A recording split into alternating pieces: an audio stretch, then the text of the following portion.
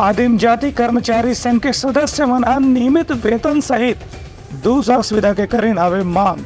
आदिम जाति कल्याण विभाग के कर्मचारी संघ के पदाधिकारी मन मांग करे हैं कि राज्य सरकार उनका दैनिक सेवा ला भी एक नियमित सेवा के रूप में मान करके मन ला वेतन भत्ता सहित अन्य प्रकार के सुविधा के लाभ देवे। उनकर कहना है कि कई बार हॉस्टल बंद करके अनिवार्य सेवा के नाम में जो नियमित कर्मचारी हैं उनसे से दबाव डाल के ज्यादा काम कराए जाते और बाकी कर्मचारी मन ला छुट्टी कर दे जाते।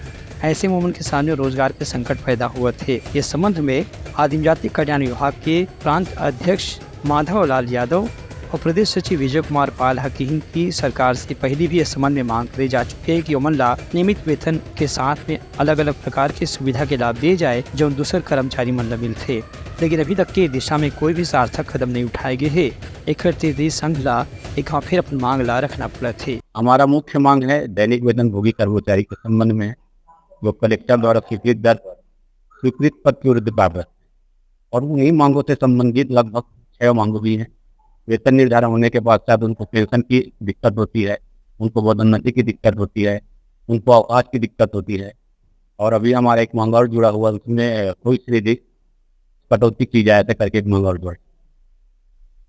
8,672 कर्मचारी शासन द्वारा जो जारी किया गया था उस हिसाब से बता रहे हैं। ब्यूरो रिपोर्ट उतलंघा न्यूज।